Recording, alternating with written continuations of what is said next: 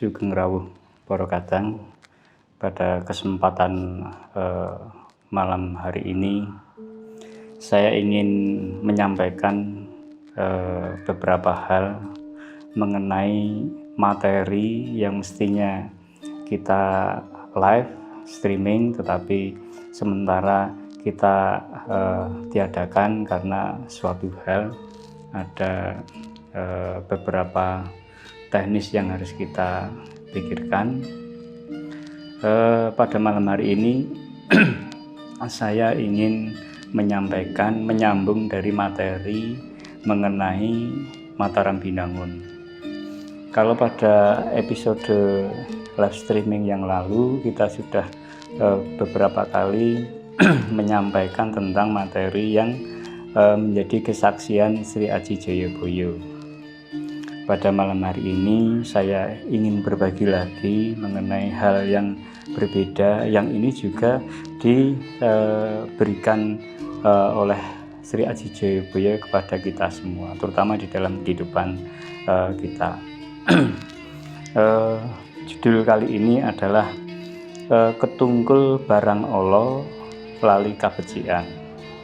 Nah, para kadang, kalau kita melihat mengenai hal tersebut, kalau kita sempat membaca mengenai judul yang saya sampaikan tersebut, yang pertama ada beberapa yang menggelitik di dalam diri kita, yang antara lain, jadi ada sesuatu yang disebut barang Allah. Barang Allah itu sesungguhnya itu apa? Jadi para kadang, saya ingin menyampaikan bagaimana waktu itu Sri Aji Jayabaya itu mendapatkan kesaksian, mendapatkan sebuah penglihatan di mana apa yang dilihat ini akhirnya diberikan kepada kita dalam bentuk pesan-pesan yang indah. Nah, pesan-pesan ini harus kita pahami, lalu harus kita jadikan salah satu jalan kehidupan kita supaya kehidupan kita itu lebih baik. Baik, para kadang, saya ingin menyampaikan apa itu barang Allah, karena di sini judulnya Ketungkul Barang Allah Lali Kabecikan. Nah, pertama-tama kita harus mengetahui dulu di dalam kehidupan kita itu apa saja yang disebut barang Allah. Ya, tentu saja ada berbagai tinjauan di sini. Yang pertama, misalnya ini dalam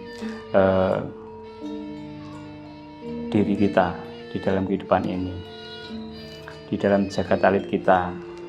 Mungkin para kadang pernah mendengar barang Allah itu salah satunya yang ini sudah menjadi pengertian umum di masyarakat, terutama di masyarakat Jawa ya, karena ada beberapa kebiasaan-kebiasaan yang ini selalu saja dilakukan dan menjadi sesuatu yang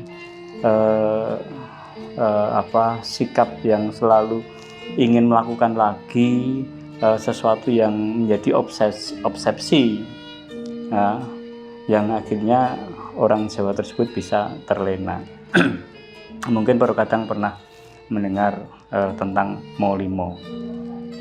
Ya, Molimo itu apa saja? Yang pertama madat, lalu madon, lalu minum, lalu main, dan yang terakhir maling. Nah, dari kelima ini adalah sesuatu yang tidak baik atau sesuatu yang disebut Allah. Jadi Allah itu sesuatu yang tidak baik bagi masyarakat Jawa. Bahasa Jawanya seperti itu. Nah, kita kupas satu persatu, para kadang. Jadi di masyarakat Jawa dulu itu pernah ada tuntunan di dalam kehidupan masyarakat mengenai warning, mengenai peringatan tentang perilaku yang tidak baik. Ya, yang pertama madat. Madat ini adalah dalam kata lain adalah candu atau nyandu. Masyarakat Jawa dulu itu sedikit demi sedikit menjadi rusak pribadinya karena melakukan nyandu. Jadi ketagihan sesuatu yang tidak baik. Nyandu ini bisa juga dikatakan bahwa merusak jagat alit atau merusak raga kita, memasukkan unsur-unsur yang mungkin menjadi yang tidak baik di dalam tubuh kita. Entah itu mungkin bisa juga disebut narkoba, bisa disebut minum ciu, atau bisa juga merokok. Nah, hal-hal tersebut ini di masyarakat Jawa itu sesungguhnya sudah umum, tetapi karena ini menjadi kebiasaan yang mengasyikkan, menjadi sesuatu yang menurut kata orang-orang yang sudah terbiasa melakukan hal tersebut, ini bisa membuat mereka itu rumangsa mendapatkan kepercayaan diri. Padahal sesuatu yang dimasukkan di dalam tubuh, sedang yang dimasukkan ini adalah sesuatu yang mungkin tidak semestinya pasti akan merusak. Nah, jadi madat ini adalah kebiasaan yang sesungguhnya membuat kita sebagai masyarakat Jawa ini akan merusak tubuh kita, merusak raga kita. Sehingga apa? Kalau raga kita rusak atau menjadi tidak sehat, tentu saja kita tidak bisa menjalankan tugas sehari-hari dalam rangka kita menjalankan dawuh-dawuh Gusti, karena raga kita rusak karena sesuatu yang dipaksakan masuk secara terus-menerus. Dan ini dilakukan bisa juga sadar, bisa juga tidak sadar. Tetapi saya ingin berbagi pada Porkadang bahwa yang namanya madat itu sesuatu yang tidak baik, ya, karena ada hubungannya dengan merusak tubuh kita. Sedangkan kita itu mempunyai kewajiban melindungi, menjaga dan merawat tubuh kita ini, daging kita ini, supaya kita tetap bisa menjalankan tugas dan peran-peran kita. Ya, itu pertama madat. Lalu yang kedua, di masyarakat Jawa dari dulu nenek moyang kita sampai sekarang itu ada perilaku yang menyimpang. Itu apa? Madon. Madon ini adalah sesuatu kebiasaan yang disebabkan oleh kesalahan pemahaman di dalam dirinya, kesalahan memahami kebenaran di dalam hidup ini, sehingga apa? Menjadi tidak tahu, hidupnya menjadi gelap dan tidak mengetahui jalan yang benar.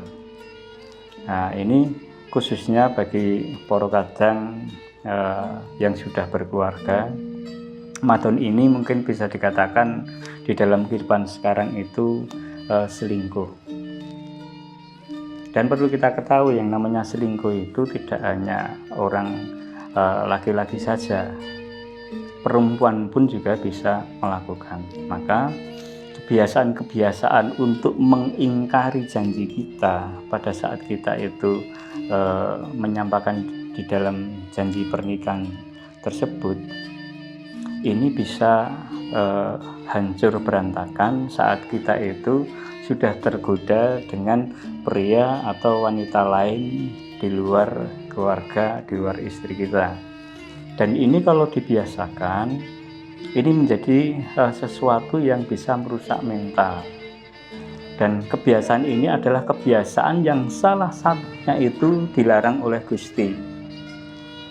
Nah, karena sebuah perselingkuhan, perzinahan itu adalah tidak hanya merusak sendi-sendi pribadi, tapi juga keluarga yang dibangun. Nah, pada saat kita itu melakukan perselingkuhan, tentu saja yang terancam tidak hanya diri kita yang berselingkuh, tetapi juga kalau sudah punya putra-putra, lambat laun nanti kelak kemudian hari itu juga akan menanggung dari akibat yang dijalankan oleh orang tua. yang menjalankan kebiasaan yang tidak baik tersebut. Maka sebagai orang Jawa yang ingin membangun kejawaannya kembali, yang ingin mencoba untuk mengembalikan diri ini secara utuh, ya, setialah terhadap pasangan, ya. Karena hanya pasangan yang sudah direstui Gusti itulah yang bisa menjadi pendamping kita yang sah. Maka di luar itu kita juga harus berhati-hati, kita juga harus menahan diri, kita juga harus menjaga apapun supaya tidak memberikan harapan-harapan yang mengarah pada hal yang tidak baik. Maka kebiasaan untuk madon, kebiasaan untuk selingkuh ini baik laki-laki maupun perempuan seyogianya harus disudahi mulai sekarang. Nah ini salah satu gambaran barang olo, ya, itu ada madon. Maka sudahilah kebiasaan-kebiasaan yang seperti itu. Nah, ada lagi kebiasaan olo atau kebiasaan yang tidak baik yang selalu dilakukan, dan ini sudah bertahun-tahun, sudah menjadi sejarah kita bersama bahwa kebiasaan masyarakat Jawa itu pernah menjalankan yang namanya minum. Minum ini adalah mabuk-mabukan. Di dalam kehidupan kita, mabuk-mabukan ini adalah salah satu mungkin kebiasaan yang dikarenakan karena sikap pelampiasan terhadap masalah. Nah, saat manusia Jawa itu mempunyai masalah, lalu bisa dikatakan mereka lari melampiaskan dengan meminum berbagai macam air yang mungkin tidak berguna bagi tubuh kita. Nah, ini satu hal itu kalau pas ada masalah. Tetapi juga ada saudara-saudara kita tidak mengalami masalah, tetapi justru mereka melakukan minum-minum ini untuk kebanggaan mereka. Nah, ini permasalahan yang berbeda. Yang satu itu mabuk karena tidak kuat menahan permasalahannya. Yang satu itu mabuk karena merasa ingin mengungkapkan, mengekspresikan kegembiraan. Tapi kedua-duanya adalah sesuatu yang tidak baik, sesuatu yang olo atau barang itu disebut barang olo.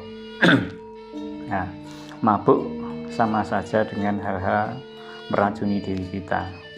Di dalam mabuk ini, perilaku kita itu kalau kita tidak bisa mengendalikan diri pribadi kita, jiwa kita ini bisa bergeser dan akhirnya kita bisa larut ke dalam hal-hal yang tidak baik. Karena apa?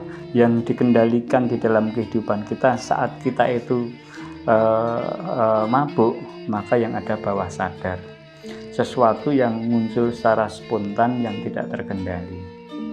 Nah, ini nanti bisa berakibat di dalam jagat seserawungan. Jadi pertemanan kita, persahabatan kita dengan orang lain itu bisa tatu, bisa menyakiti orang lain hanya karena kita mabuk. Nah, orang mabuk itu seolah-olah mempunyai kebenaran. Jadi orang lain itu mungkin terpaksa harus memaklumi karena mabuk. Nah, maka jangan sampai peristiwa mabuk ini menjadi modus yang dibiasakan di dalam kehidupan kita, yang akhirnya merusak tatanan di dalam diri maupun tatanan di dalam jagat seserawungan. Ya, selain minum, mabuk atau mendem, ada lagi main. Main ini masyarakat Jawa tentu sudah tahu. Kita pun sampai saat ini itu mengenal apa itu yang dinamakan judi. Nah, judi ini adalah sesuatu yang mencoba untuk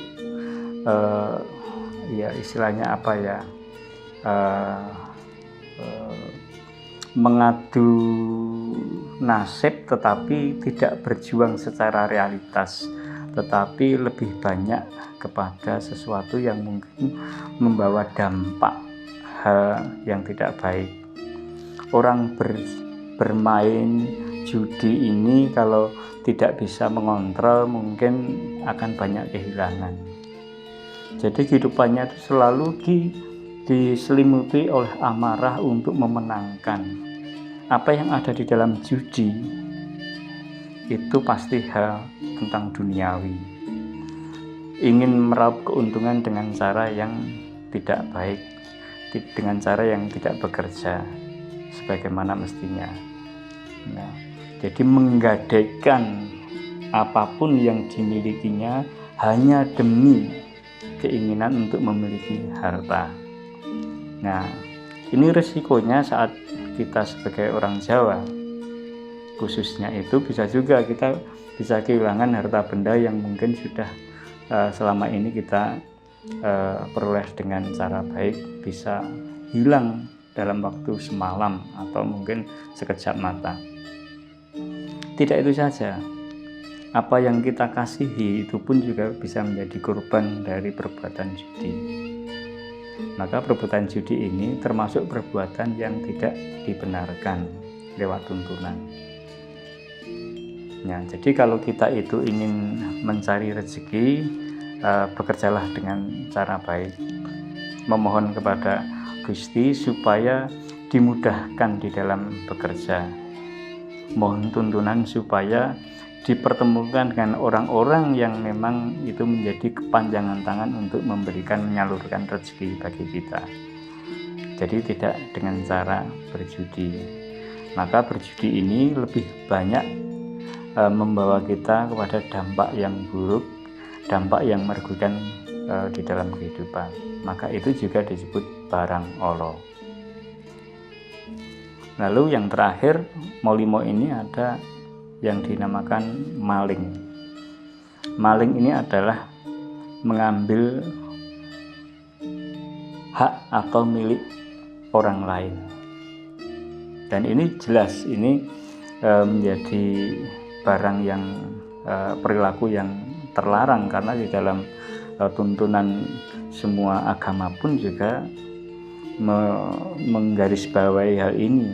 Jadi kalau kita itu ingin membangun kehidupannya supaya kehidupan kita ini menjadi suci dan bersih, jauhi dari perbuatan-perbuatan mencuri. Nah, para kadang jadi molimo ini selama ini pernah akrab di dalam kehidupan masyarakat Jawa. Nah, itu pula yang dilihat oleh Sri Aji Joyoboyo.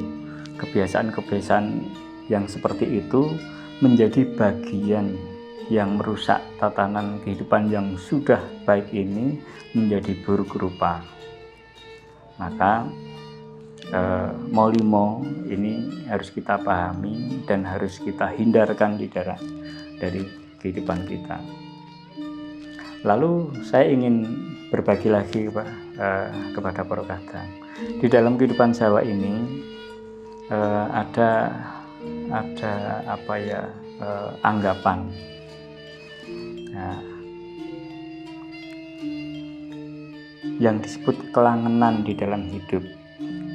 Kalau di masyarakat secara umum menganggap kelangenan seorang laki-laki Jawa itu kan ada wismo, wanita, turangga, kukila dan curiga. Itu dikatakan ini sebuah kelangenan kebanggaan orang laki-laki Jawa. Itu ada 5 juga. Nah, tapi bagi saya ingin berbagi itu sesungguhnya tidak hanya diperuntukkan untuk laki-laki saja, tapi juga bisa dijalankan oleh seorang perempuan. Maka di sini juga menjadi perhatian. Saat kelangenan ini itu sesungguhnya adalah seperti diri yang ngujo emosi, ngujo ambisi untuk mendapatkan sesuatu yang hanya demi kebanggaan. Nah, yang saya ulangi, hanya demi kebanggaan. Nah, jadi ini sangat berbeda saat kita melihat bagaimana kita itu menerima apa adanya yang diberikan oleh Gusti. Nah, kebanggaan ini dalam arti tertentu bisa dikatakan memegahkan diri. Ya, padahal di dalam kehidupan kita itu sesungguhnya tidak perlu dibangga-banggakan, karena kalau bisa memang seluruh kebaikan-kebaikan kita itu tidak dikenang. Jadi seluruh perjuangan kita yang baik itu tentu saja kita berikan kepada orang lain, karena kita sesungguhnya adalah pelayan bagi sesama. Maka saat salah satu di dalam perjalanan kehidupan ini itu memburu sebuah kelangenan, memburu sebuah kebanggaan di dalam hidup, ya pasti hidupnya pasti akan dipenuhi dengan ambisi. Nah, kembali masalah kelangenan para kadang. Di dalam kelangenan seperti ini, kita juga pernah mendengar tentang ungkapan wismo. Wismo itu artinya apa? Artinya rumah, tempat tinggal. Nah, di dalam kehidupan kita sekarang tentu saja rumah itu seolah-olah sudah menjadi kebutuhan pokok. Walaupun pokok, ya, tetapi rumah bukan satu-satunya yang bisa menyelamatkan kehidupan kita. Ya, sebagus-bagusnya rumah, semewah-mewahnya rumah, saat kita itu tidak bisa menjaga dari perbuatan-perbuatan yang tidak baik, lalu kita itu selalu menjalankan sesuatu yang mungkin tidak dikehendaki Allah, rumah sebagus apapun itu tidak berguna. Maka kita juga harus mulai berpikir, rumah itu mestinya sebagai orang Jawa sakmadyo, secukupnya. Tetapi dalam sakmadyo itu kita harus mengerti, ya punya rumah tidak harus berlebihan, tentu saja harus dibersihkan supaya kita itu bisa mendukung saat pikiran kita penat. Tempatnya ludang bersih itu membantu kejiwaan kita, pikiran dan batin kita itu bisa ludang di dalam berpikir. Maka kuncinya bukan kemewahan. Maka di dalam kehidupan orang Jawa itu sesungguhnya bukan ambisi untuk mengejar sebuah rumah yang luar biasa megahnya, yang harus berbeda dengan milik orang lain, lalu bisa dibangga-banggakan, bisa diumuk-umuk. Ini memang justru perbuatan yang olo, perbuatan yang tidak baik.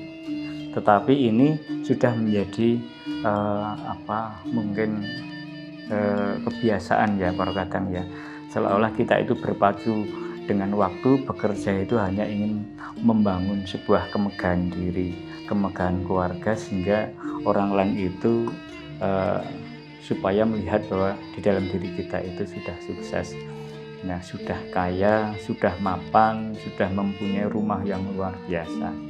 Nah, peristiwa ini peristiwa yang tidak baik sesungguhnya.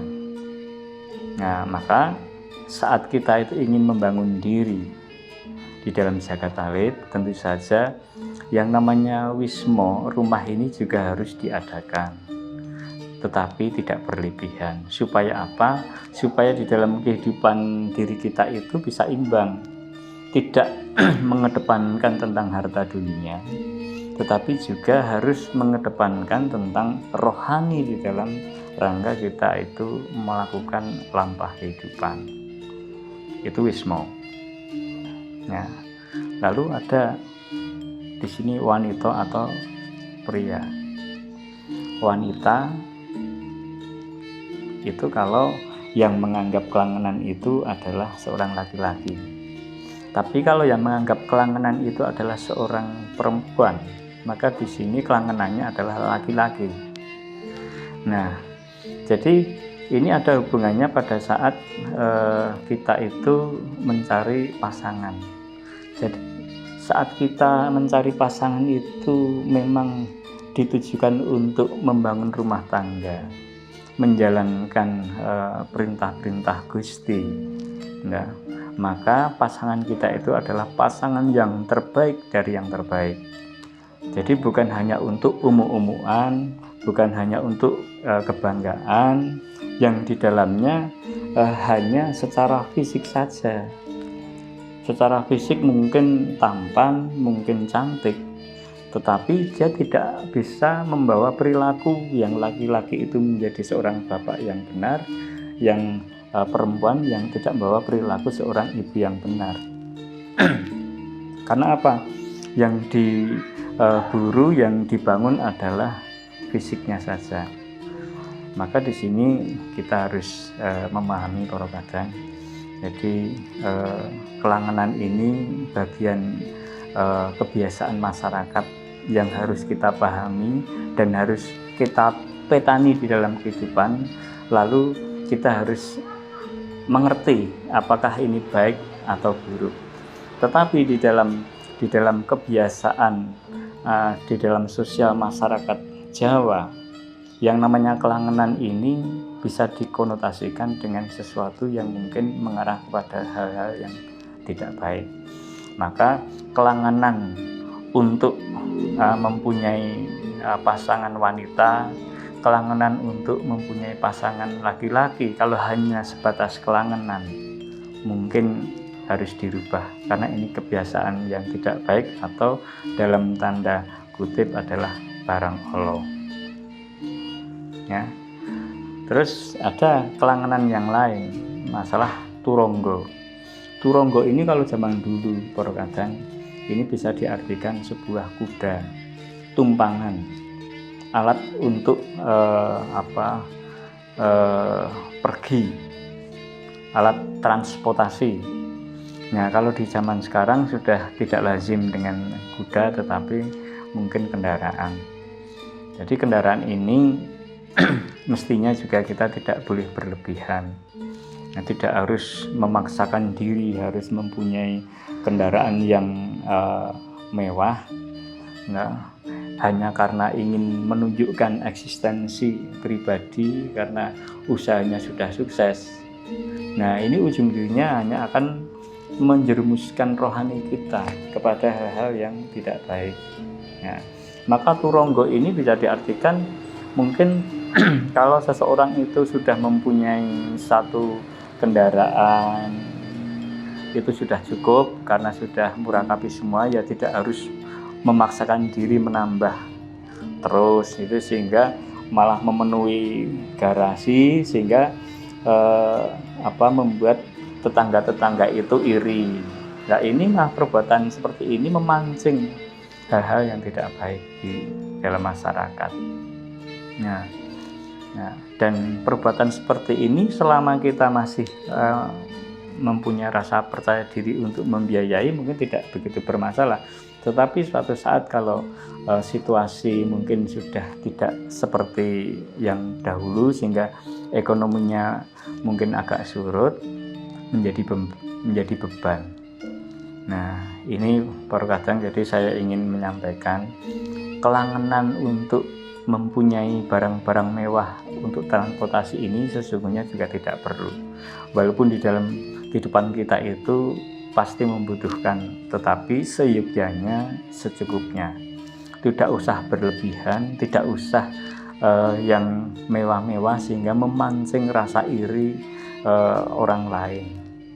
Nah, lalu dari situlah memunculkan potensi-potensi yang tidak baik, salah satunya kriminal. Nah, ini tercipta karena ulah kita sendiri, karena kita yang tidak menyadari, yang awalnya itu dianggap sebuah kebanggaan, dianggap sebuah kesenangan, tetapi justru kita rusak tatanan masyarakat. Nah, kejahatan itu bisa diciptakan oleh sikap kita yang seperti itu. Kita selama ini mungkin tidak tersadar, tetapi itulah yang menciptakan, yang membentuk situasi kesenjangan sosial yang berakibatkan pada munculnya kriminal. Ya, itu turonggo perkataan. Ada lagi kukilo.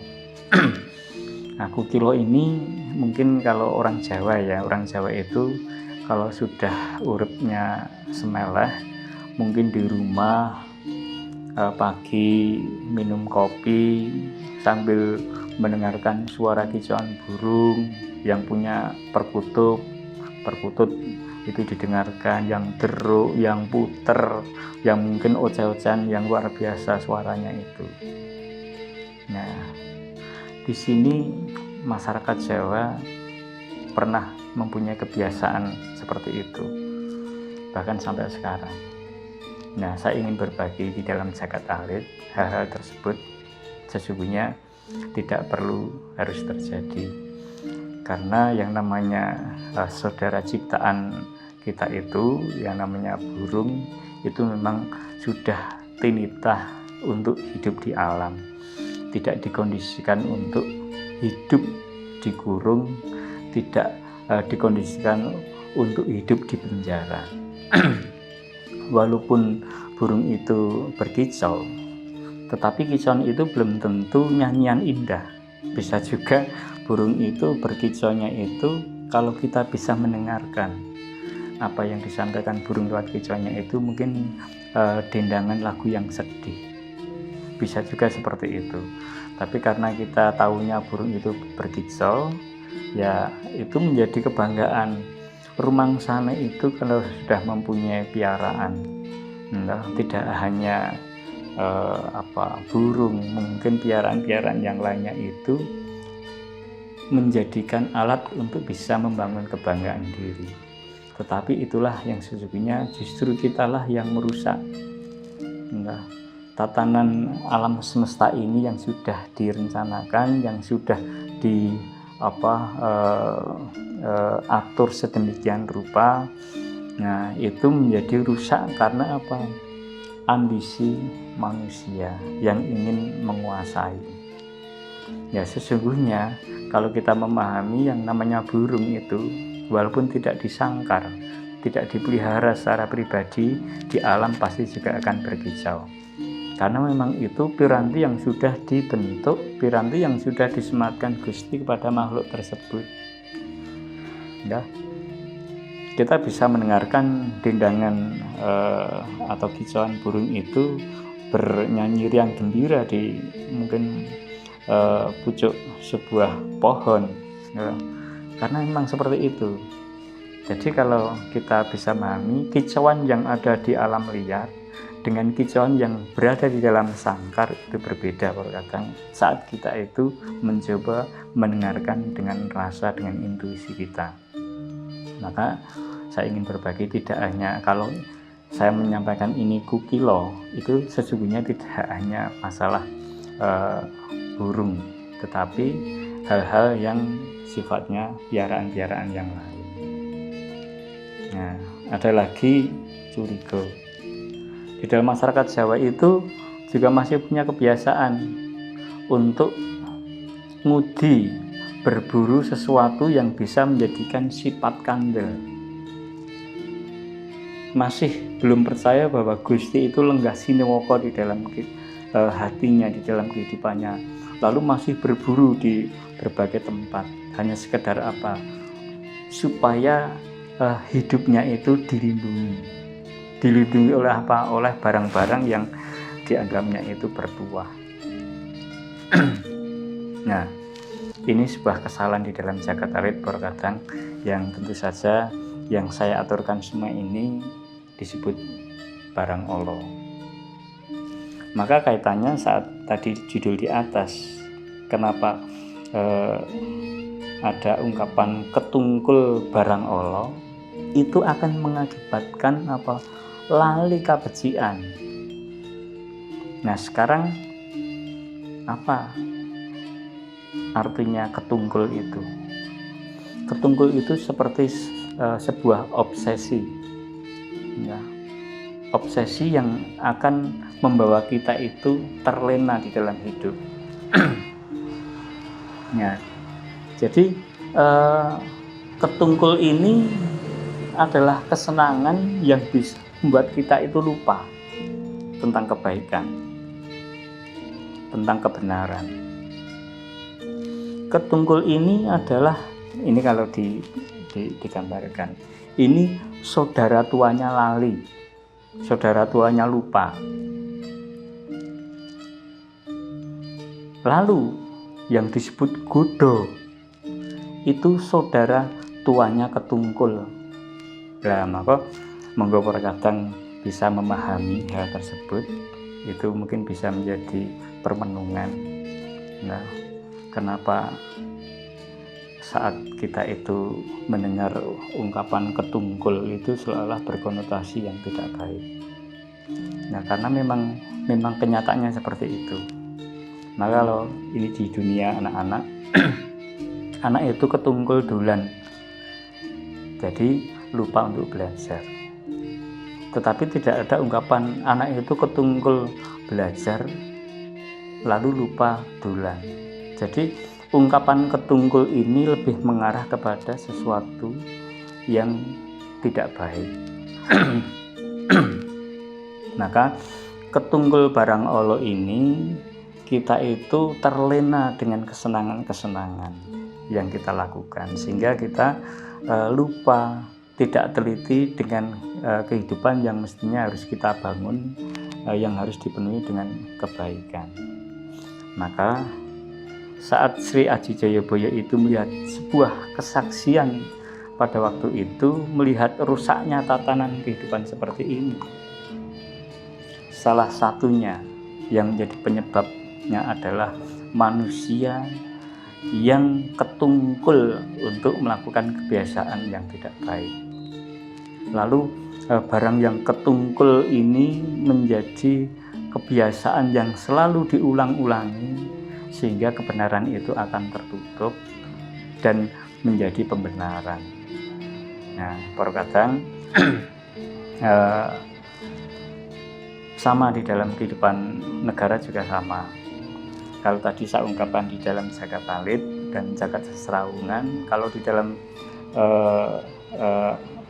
negara, kehidupan negara, tentu saja kalau dibilang ketungkul barang Allah, lali kabecikan itu bisa juga digambarkan. Ini bisa juga para pembesar, para petinggi, para pamong yang duduk di sana itu ketungkul memikirkan dirinya sendiri, lupa memikirkan rakyatnya.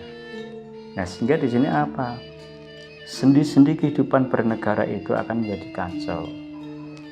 Tatanan yang dibangun lewat aturan yang disebut sila-sila di dalam Pancasila tersebut akan menjadi tidak berjalan. Maka kalau sudah ini menjadi kebiasaan yang tidak baik, maka tentu saja kalau kita sebagai orang Jawa ingin kembali kepada kejawaan kita, ingin kembali menjadi manusia Jawa yang seutuhnya, nah, lalu ingin membangun tatanan kehidupan itu yang gemah ripah loh jingawi, toto tentrem kertora harjo, maka kita hidup harus waspada. Kita hidup juga harus tidak boleh ketungkul dengan barang yang Allah. Kita hidup dipenuhi dengan kesadaran supaya perilaku kita itu perilaku yang benar-benar baik. Nah, maka kalau kita bisa menjalankan itu semua, saya yakinnya bahwa kehidupan ini akan menjadi baik. Negeri kita, bangsa kita, bangsa Jawa ini akan menjadi bangsa yang unggul, yang suatu saat bisa menjadi mercusuar dunia kalau kita bisa menjalankan. Tetapi semuanya itu kembali kepada kita masing-masing para kadang. Tidak akan pernah bisa berubah saat di dalam diri kita itu tidak pernah mau mengawali. Demikian para kadang, tayangan kali ini sementara untuk menggantikan tayangan live streaming karena suatu hal, mungkin kru kami mungkin berhalangan untuk bisa menjalankan tugas, sehingga video ini sebagai penggantinya, tetapi temanya masih sama, yaitu tentang Mataram Binangun. Demikian para kadang, semoga judul Ketungkul Barang Allah lali kabecikan ini bisa menambah wacana rohani kita, bisa menjadi permenungan di dalam kehidupan kita bersama. Matur nuwun, dan kita bertemu di lain kesempatan. Rahayu.